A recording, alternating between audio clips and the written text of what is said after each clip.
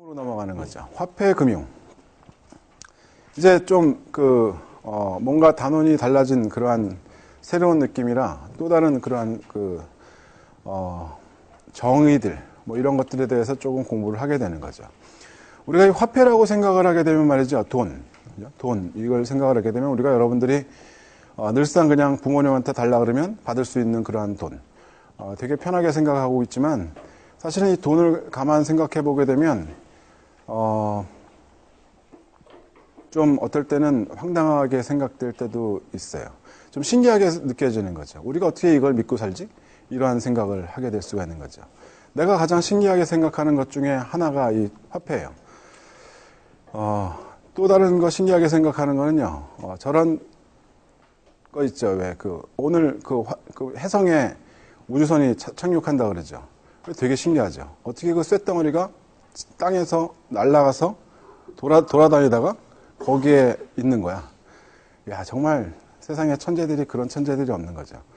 또 다른 거는 비행기 날아다니는 것도 되게 신기하고요. 그 쇳덩어리가 하늘을 떠다녀. 되게 안 신기해요? 어릴 때 그런 생각 많이 했었죠. 그 배, 잠수하면 이해가 가요. 그거 더 신기하죠. 거기서 어떻게 사람이 살지?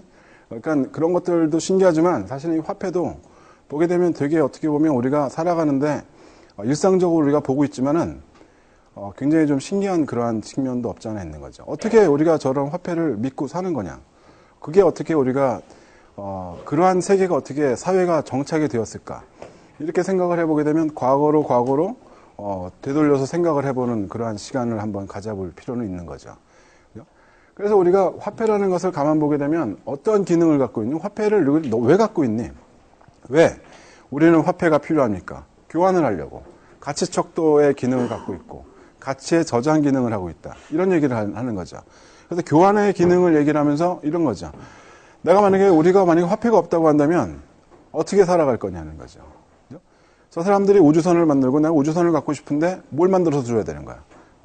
이러한 것들을 우리가 생각을 해보게 되면 당연히 우리가 화폐가 필요로 하게 되었고 그것이 경제를 더 원활하게 움직이게 만들어주는 한 원동력이 되었다라고 우리가 얘기를 하게 되는 거죠.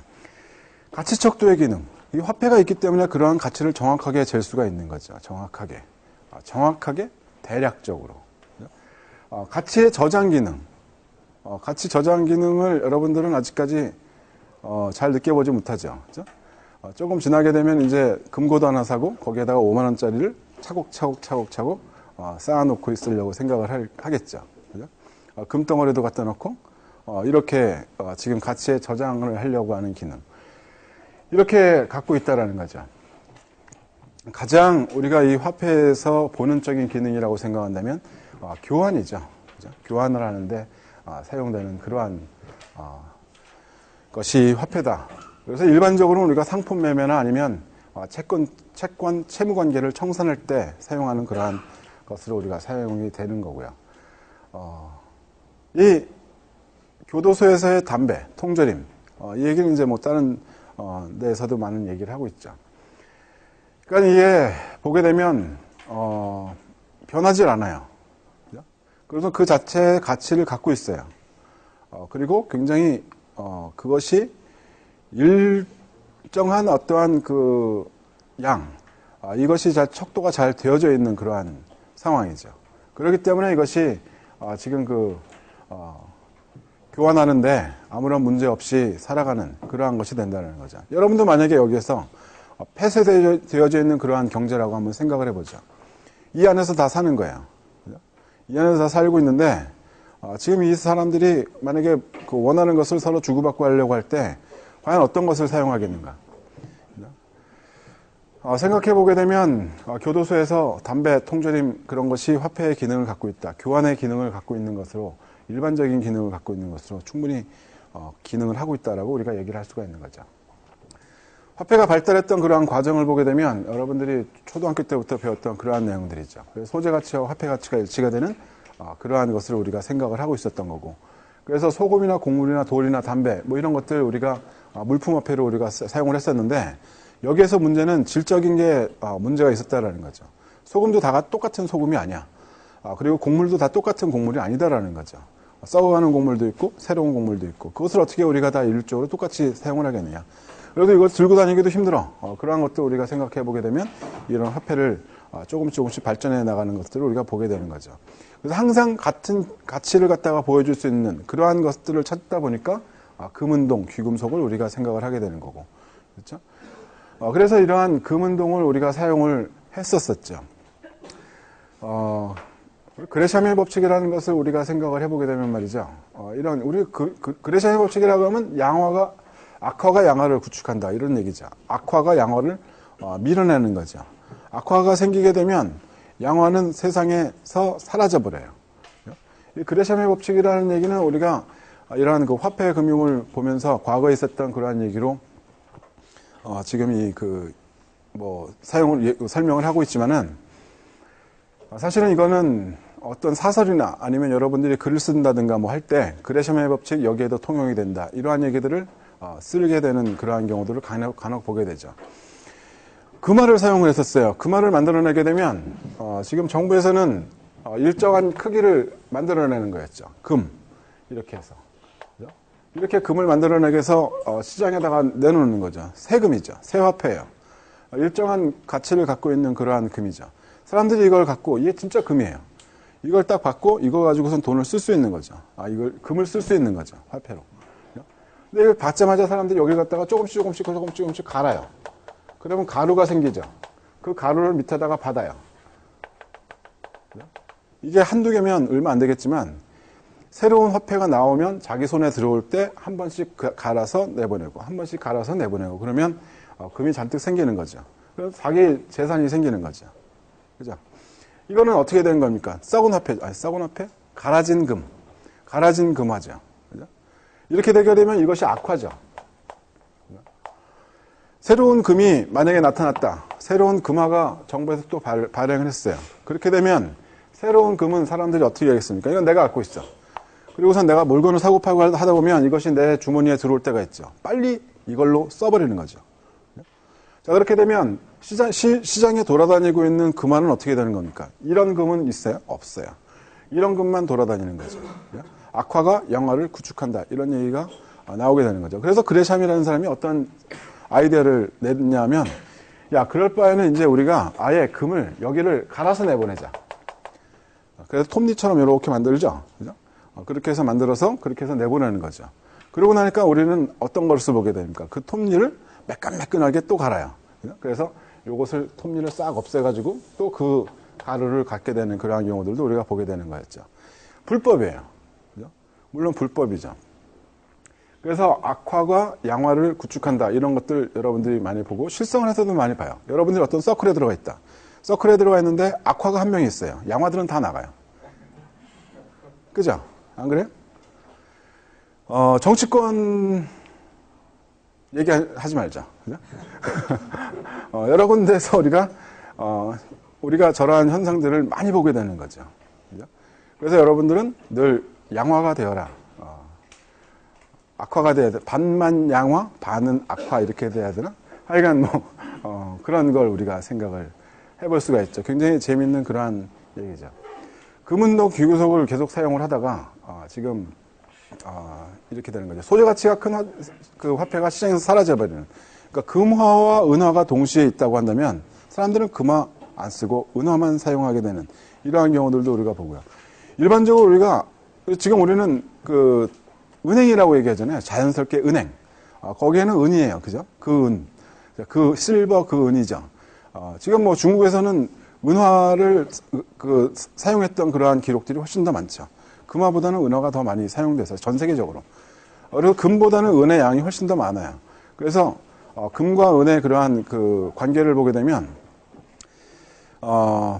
우리가 이 관계라고 관계는 좀 이따 얘기하더라도 금환을 사용해야 되느냐, 은본위제를 사용해야 되느냐, 금본위제를 사용해야 되느냐 그렇게 되면 금본위제보다는 은본위제가 낫다라고 사람들이 얘기를 하는 거죠. 근데 우리는 왜 금본위제를 선택을 했었을까요? 우리가 선택한 건 아니죠. 영국에 선택했었죠.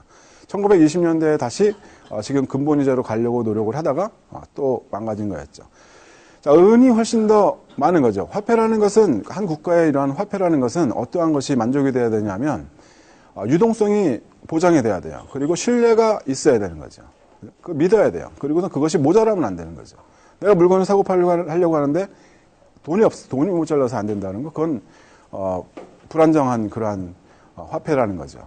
그래서 이 은화 같은 경우에는 금화보다는 훨씬 더 안정성을 가질 수 있는, 유동성을 더 계속 유지시킬 수 있는 그러한 여건이 충분히 된다. 이런 얘기들을 많이 하게 되는 거죠. 여러분들 금값과 은값을 가만 보면요, 올라갈 때는 금값이 더 빨리 올라가요. 올라갈 때는. 금값이 올라가면 은화는 따라가요. 팔로워예요. 근데 떨어질 때는 은이 먼저 떨어져요. 은값이 쭉 떨어지고 나면 그 다음에 금값이 떨어져요. 신기하죠? 늘 그랬어요. 대부분의 그러한 패턴을 보게 되면 금과 은의 그러한 것이 있었죠. 동, 귀금속 이런 것들도 우리가 사용을 하게 됐었고, 그런 화폐가 사용이 되는 그러한 거였죠.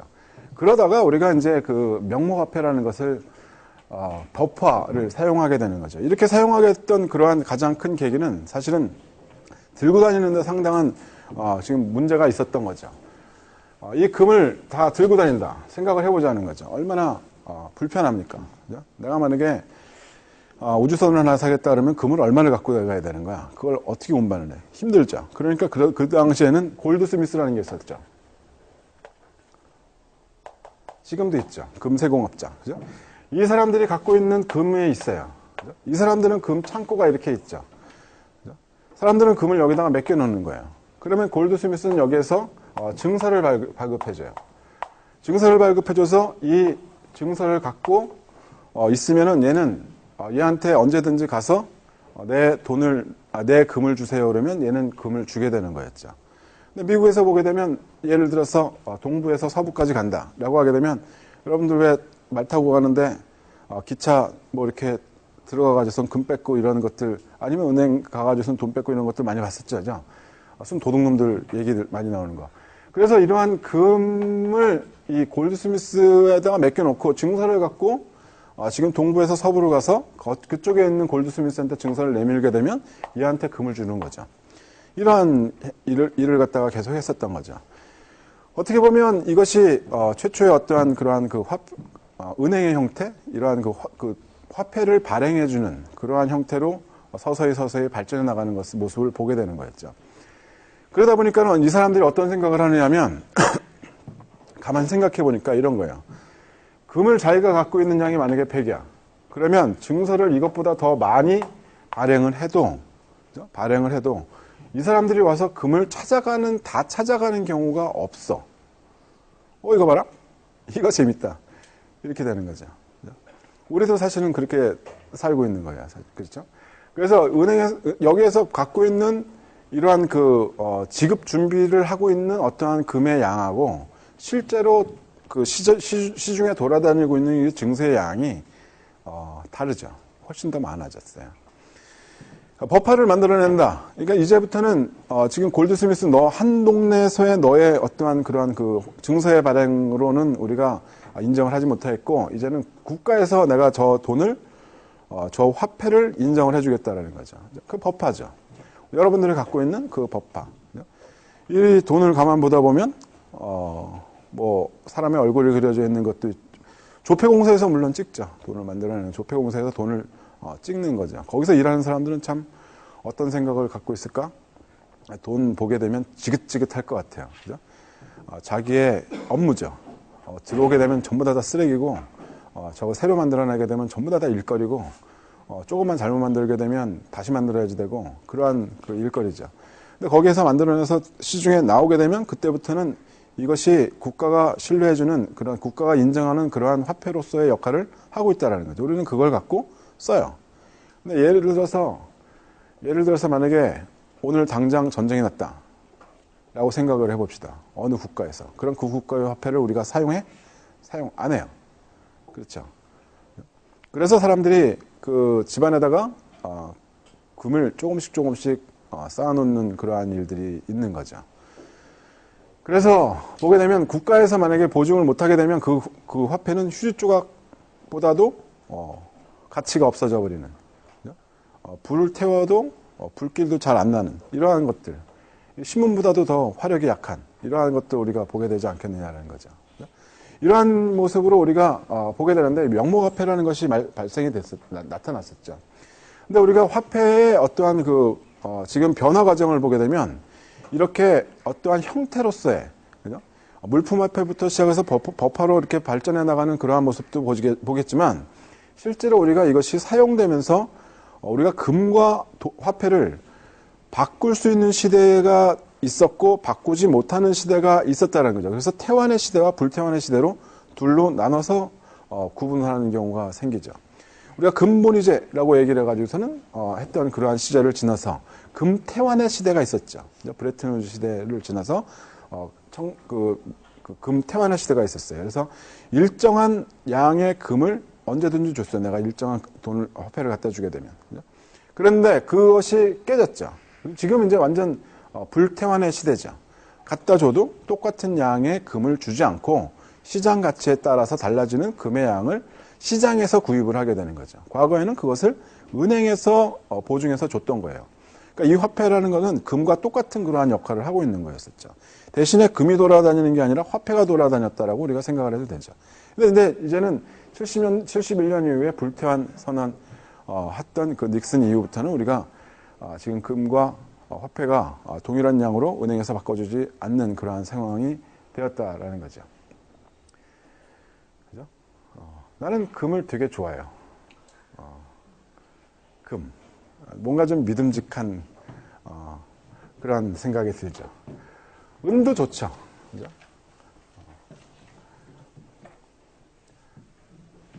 제일 싫어하는 게 다이아몬드죠. 그죠? 지난번에도 그런 얘기 했었죠. 다이아몬드. 샀다가 바로 팔면 50% 날아가는 그 다이아몬드를 내가 왜 사? 그걸 왜 사야 돼? 왜 갖고 있어야 되는 거야? 이상하죠. 그 자리에서 금은 그런 거 없어요. 수수료만 내고 그 자리에서 똑같은 가치를 받을 수가 있는 거죠. 사람이 사람들이 좋아하는 것 중에 하나가요. 자연을 어떨 때는 좋아한다 이런 얘기 하는 것도 있잖아요. 그죠? 그게 왜 그렇게 되느냐. 만약에 어떠한 지역을 가서 자기가 그 지역의 정말 아름다움에 한번 만족을 만약에 느꼈다라고 하게 되면 계속 그러한 것을 보고 싶어 하죠. 근데 그런 것을 보면서 늘 달라지지 않는 그 모습에 사람들은 더 좋아하는 거예요. 달라지지 않아요. 쟤네들은 달라지지 않는데 사람들은 변하는 거죠. 이것이 그래서 사람들은 달라지는 자신의 모습과 다른 사람들의 모습 이런 것들을 보면서 실망하고 힘들어하고 하지만 금은 그러지 않는다는 거죠. 금은 그러질 않아요. 얘는 달라지질 않아요. 그죠? 그래서 늘 그 자리에 그대로 있는 거죠. 자, 물론 이런 것들 우리가 얘기를 하죠. 통화량 우리가 잠깐 볼까요? 통화량을 보게 되면 우리가 이 통화량, 화폐가 있는데 화폐가 시중에서 얼마만큼 지금 통용이 되고 있니? 이것을 가만 생각해 보면 저 통화량이라는 것을 어떻게 측정할 거야? 지금 이 순간이에요. 그래서 통화량을 측정한다라고 해서 여러분들이 데이터를 보게 되면 평균 또는 말잔 이렇게 얘기를 해요. 지금 시장이 끝나고 나서 지금 정산을 하고 났더니 지금 현재 잔고 얼마 이렇게 얘기를 하지 일정 기간 동안이 아니죠. 지금 현재 얼마 이렇게 얘기를 하는 거죠. 그래서 이 통화량이라는 것을 보게 되면 현금 통화와 예금 통화를 더한 게 통화량이에요. 현금 통화하고 예금 통화를 합해 놓은 게 통화량으로 잡히는 거죠. 그런데 이 통화량이라는 것을 구분을 하게 되는 거죠. 현금은 현금인데 예금은 종류가 여러 가지거든요. 그래서 금융기관이 어떻게 발전해 왔느냐에 따라서 금융기관의 변화에 따라서 통화량이 달라질 수가 있는 게 예금 통화가 계속 변해 왔다는 거죠. 과거로 한번 가보게 되면 현금 통화만 있어도 될 때가 있었어요. 예금이 거의 없을 때. 그러다가 저축성 예금, 요구불 예금 이런 것들이 하나씩 생기는 그러한 시절이 있었고요. 그러고 나서 그 이상의 어떠한 채권들이 있는 거죠. 그러니까 우리가 요구불 예금 그러면 간단하게 여러분들이 갖고 있는 예금 통장 가서 내가 이거 인출할래요라고 하게 되면 은행에서는 언제든지 줘야 되는 그것을 우리가 요구불 예금이라고 얘기를 하죠. 저축성 예금은 간단히 얘기하게 되면 내가 일정 기간 동안에 저축을 하기로 마음먹기 때문에 그 전에 돈 달라 그러면 일정한 부분을 내가 손해를 보고 가져오든가 이러한 일들이 나타나는 거죠. 이러한 그 요구불예금만 얘기하게 되면 M1, 저축성 예금을 포함시키게 되면 M2, 그 이상의 어떠한 그 채권들을 있죠. 어떠한 증서들 있고, 뭐 다른 유가증권들이 여러 가지가 있으면 그것들이 너무나 종류가 많이 생긴 거예요. 그것들이 너무 종류가 많이 생겼는데, 과거에는 지금 그 사람들이 대부분 현금만 가지고 사용하다.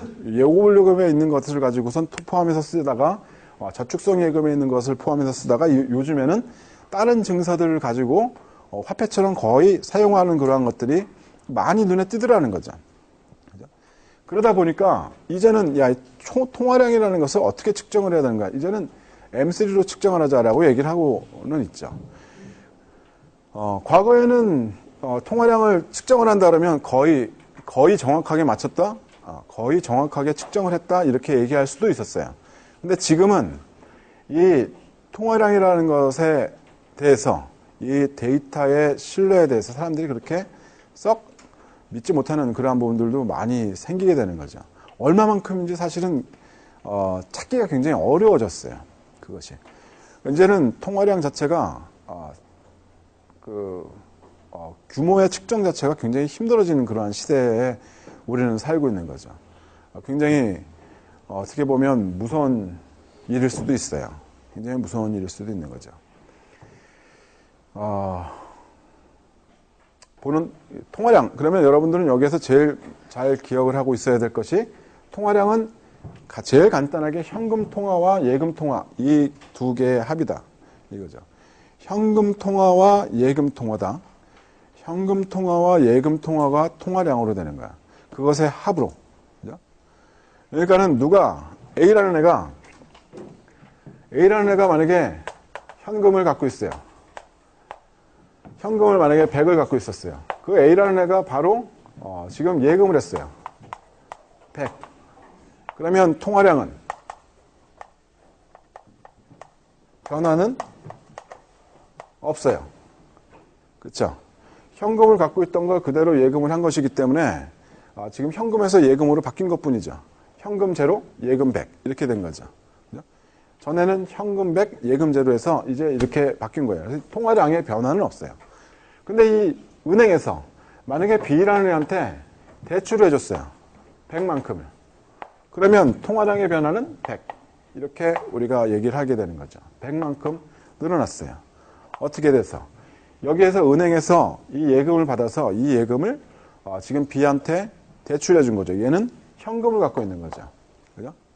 이렇게 된 거죠. 그렇게 되면 A는 현금 없고 예금 갖고 있고, 그죠?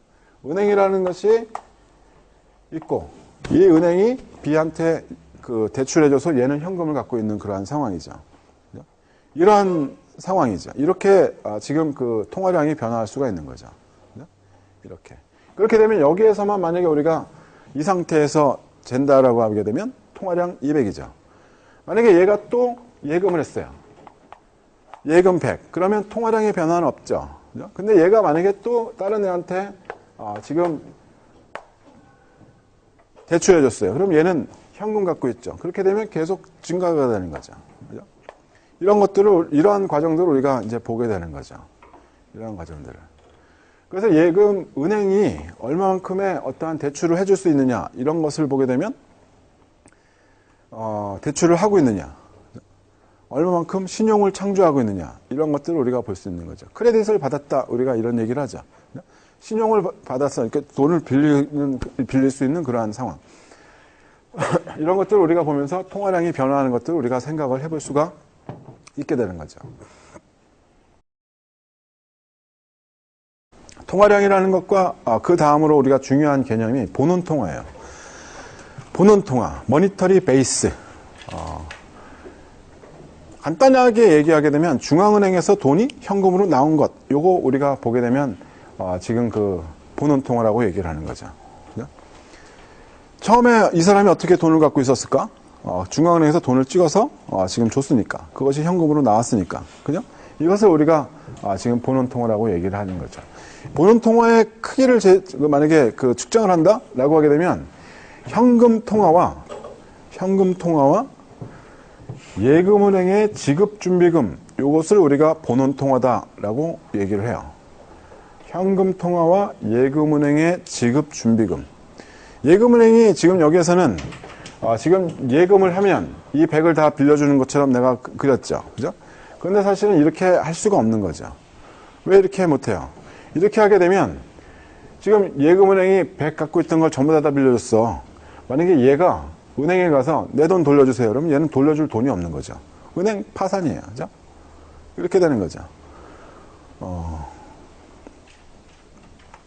그 얘기는 하지 말아야지. 메리 파핀스 얘기는 이번에는 통과. 그래서 이러한 것들을 보게 되면 여기에서 지금 이 그 예금을 100만큼 갈 수가 없고 100의 일정 부분을 지금 갖고 있어야 돼요. 지급 준비금으로.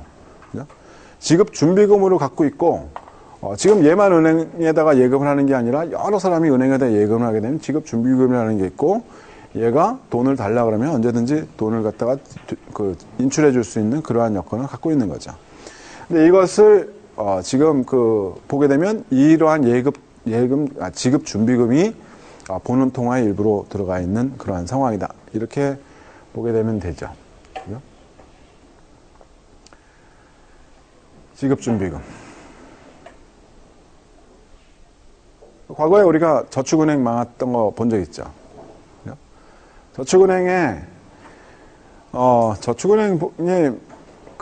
물론 이제 부실 경영을 한 그러한 상황이죠. 그래서 문제가 생겼다라는 것을 사람들이 조금씩 알게 됐고 그 은행은 위험한 은행이다라는 것을 느끼고 사람들이 가서 돈을 인출하는 거죠. 근데 인출할 돈이 없으면 사람들은 줄 서서 기다리다가 집에 가죠. 근데 그런 사람들 중에 20억을 저축은행에다가 예금을 했던 사람이 있었다라는 거죠. 나는 그 사람은 과연 얼마나 많은 돈을 갖고 있길래 저축은행에다가 20억을 넣어놨을까 굉장히 궁금했었어요. 그 사람이 그게 전 재산일까? 절대 그렇지 않을 거다라는 거죠. 절대 그렇지 않을 거다. 여러분들이 은행이라는 것을 지금은 별로 그렇게 크게 저 은행을 믿어도 되는지 안 믿어야 되는지 그런 것에 대해서 생각할 이유가 별로 없지만 만약에 큰 돈을 생각을 하다 보면 저 은행을 믿어야 되는지 안 믿어야 되는지 굉장히 지금 중요하게 생각할 그러한 시기들도 올 거라는 거죠. 그런 것들 보라는 거죠. 그냥 은행이 얼마만큼 수익성을 내고 있는지 얘네들은 얼마만큼 규모가 큰 은행인지가 상당히 중요하다는 거죠. 우리가 그러한 정보예요. 정보의 비대칭성의 문제가 금융시장에서 가장 크게 나타나고 있는 거죠. 내가 은행을 믿어야 되는 거야. 그치? 은행을 알아야 돼. 내가 쟤에 대해서 다 알고 숨겨진 어떠한 감춰진 정보가 있는 건지 행위가 있는 건지 그것을 내가 모르고 있다고 한다면 그렇다면 나는 항상 리스크를 걸고 살아야 되는 수밖에 없는 거죠. 은행의 입장에서도 마찬가지예요. 내가 쟤네들한테 돈을 빌려줘서 얘네들이 사업을 해서 거기에서 대출금을 갚고 이자율을 갚아서 내가 수익이 발생되는 거지. 그죠? 그렇게 돼야 되는데 내가 얘를 어떻게 믿어? 그러니까 얘의 신용에 대해서 내가 확실하게 알고 있어야 되는데 그러한 정보의 비대칭성의 문제들을 항상 갖고 있는 거죠. 그러니까 은행에서는 지금 그래서 현금을 많이 보유하고 있는 그러한 사람들, 현금 예금 보유하고 있는 사람들 한테는 굉장히 호의를 많이 베풀죠. 그죠? 어떤 식이냐면 내가 만약에 정말로 20억을 그냥 어떠한 아무 지점이나 가가지고선 20억을 맡기잖아요. 그럼 VIP 대접을 받죠. 때만 되면 얘네들이 선물을 보내줘요. 여러분들 못 받아봤죠? 그죠? 추석 때, 크리스마스 때, 신정, 구정 다 챙겨요. 때 되면 꼬박꼬박 보내죠. 꼬박꼬박. 왜? 어느 날 갑자기 나 20억 인출할래 라고 하게 되면 그런 얘기는 좀 미리 해주셔야지 되는데 이런 식으로 얘기할 때도 있어요. 아니면 다른 지점한테 가서 돈을 빌려다가 줘야 되는 그러한 경우죠. 되도록이면 그거 인출해서 뭐 하실 건데요? 라고 또 물어보게 되고 다른 사업을 한다면 우리 은행을 통해서 해주세요. 이렇게 얘기를 많이 하게 되죠. 그렇게 돼야 얘네들은 은행은 자신들이 영업을 할 수 있는 그러한 자금이 충분하게 생기는 거고 그렇게 되죠. 그래서 항상 이 예금은행에서는 이 VIP들한테 잘해줄 수밖에 없는 거죠. 근데 이제 뭐 1,000만 원, 2,000만 원, 100만 원 뭐 이렇게 예금하고 있는 사람들은 웃으면서 대접해주죠. 그냥 그걸로 끝이에요. 그래서 그렇죠. 이 지급준비금이라는 것이 있다는 거죠. 지급준비금을 둘로 나눠서 우리가 생각을 해볼 수가 있어요. 은행 시제금이라는 게 있고 중앙은행 예치금이라는 게 있다는 거죠. 은행에 지금 쌓아놓고 있는 그러한 현금이 있고요. 그것은 이것을 꼭 지급준비금이라고 해서 은행이 다 갖고 있는 것은 아니다라는 거죠. 그것을 중앙은행에다가 예치해 놓는 그러한 경우들도 있다라는 거죠. 중앙은행하고 지금 거래를 하기 때문에 그것을 전부 다 돈이 왔다 갔다 하고 그럴 이유가 없죠. 장부에서 플러스 마이너스만 하게 되면 끝나는 그러한 것들이 있으니까 그렇다라는 거죠. 그래서 화폐 발행액을 보게 되면 본원 통화에서 지금 중앙은행 지급준비 예치금을 제외해 주게 되면 얼마만큼의 화폐를 발행했는지 우리가 지금 생각을 해볼 수가 있게 되는 그러한 거다라는 거죠. 중앙은행의 대차 대조표를 봐야 우리가 이 본원 통화라는 것을 생각을 해볼 수가 있어요. 중앙은행에서 흘러나온 현금이라 그랬잖아요. 그죠? 중앙은행에서 어떠한 상황에서 돈이 나오니? 어떠한 상황에서 돈이 나오니? 지금 여기가 이제 본원 통화 이렇게 되어져 있죠. 그죠? 지금 중앙은행의 자산, 그렇게 되면 정부한테 빌려준 거, 예금은행 대출해준 거, 해외에 지금 구입해 있는 자산 또는 기타 자산들, 지금 갖고 있는 건물이라든가 뭐 이런 것들 우리가 생각을 해볼 수가 있고요. 지금 중앙은행의 부채라고 얘기한다면 부채 측면에서는 언제든지 달라 그러면 줘야 되는 그러한 예금 들어와져 있는 거, 본원 통화, 이것이 들어가 있는 거죠. 해외 부채. 기타 부채 이렇게 포함이 되어져 있는 게 지금 중앙은행의 부채 측면으로 부채에 포함이 되고 있는 것인데 시중은행에서 현금이 증가하는 시중은행에서 시중에 현금이 증가하는 경우, 그러니까 본원 통화가 증가하는 경우, 중앙은행에서 흘러나온 현금이 늘어나게 되는 그러한 경우를 지금 생각을 해보게 되면 정부에서 대출한 게 정부에서 예금한 것보다 훨씬 더 많아.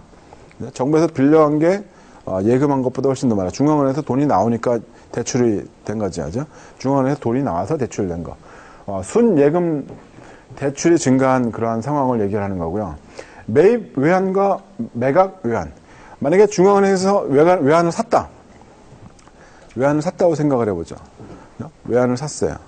해외 자산 들어온 거죠. 달러가 막 쌓여져 있어요. 근데 이 달러를 가져오면서 현금을 내줘야 되거든. 현금이 중앙은행에서 바깥으로 나간 거죠. 이렇게 되는 것이 지금 본원 통화, 중앙은행에서 나오는 현금이 늘어나는 거죠. 그래서 우리가 이런 얘기를 하죠. 수입 수출이 균형을 이루는 것이 가장 바람직한 상황이죠. 만약에 우리가 수출이 계속 늘어났다. 수출이 훨씬 더 커. 수입보다. 순수출이 계속 늘어나는 거죠. 우리가 굉장히 좋은 상황으로 생각을 하죠. 근데 달러가 계속 들어오는 거죠. 그 달러를 만약에 그냥 그대로 놔두게 되면 달러 공급량이 엄청나게 늘어나는 거죠. 그 달러 공급량, 지금 달러에 대한 수요, 이것을 조절하기 위해서 중앙은행이 사기도 하고 팔기도 하고 그렇게 되죠. 만약에 그렇게 될 때 계속 들어오는 그러한 외환을 계속 사들였다라고 하게 되면 통화량은 계속 늘어나는 거예요. 시중의 통화량이 계속 늘어났다라고 하게 되면 우리가 어떠한 생각을 해볼 수가 있을까요? 어떠한 일이 나타날까요? 만약에 여러분들한테 지금 여기에서 부모님들이 갑자기 한 500만 원씩 용돈을 줬어요. 상상의 범위를 넘어서서 생각하기 어렵나요? 그럼 100만 원. 만약에 그랬다고 쳐보자는 거죠. 아무런 조건 없이. 만약에 100만 원씩 다 받은 거예요. 그렇게 되면 여기에서 어떻게 될까요? 그걸 더 쓰려고 생각을 하는 거죠. 더 쓸 여건이 더 생기게 되는 거죠. 물가 올라가요. 그러니까 우리가 통화량이 시중에 막 퍼졌다라고 하게 되면 물가는 계속 올라갈 수밖에 없는 경우죠. 특히 소규모 개방 경제인 경우는 더 이러한 문제에 지금 있게 되는 거죠. 통화량이 계속 증가하게 되면 우리는 지금 이러한 문제를 우리가 생각을 해볼 수 있게 되는 거죠. 통화량이 또 변화하게 되면 또 다른 문제는 어떤 일이 생기느냐. 이자율을 마음대로 조절하기가 굉장히 어려워져요. 외환 계속 들어와서 통화량은 계속 변화하고 있는 상황이고 이자율은 이자율대로 조절을 하려고 하는데 그것이 조절이 다 마음대로 잘 되지 않는 경우가 있다라는 거죠. 특히 소규모 개방 경제인 경우에는 뭔가 하나는 포기하게 될 수밖에 없는 거라는 거죠. 뭘 포기할래? 환율을 포기할래? 아니면 물가를 포기할래? 아니면 이자율을 포기할래? 이러한 상황에서 우리는 살고 있는 거고 지금 미국이나 중국이나 아니면 EU 같은 국가들은 지금 그러한 데에서 조금 벗어나 있는 그러한 상황이죠. 일본도 거기에 끼고 싶어가지고 많은 노력을 해왔고 상당한 성과를 거뒀어요.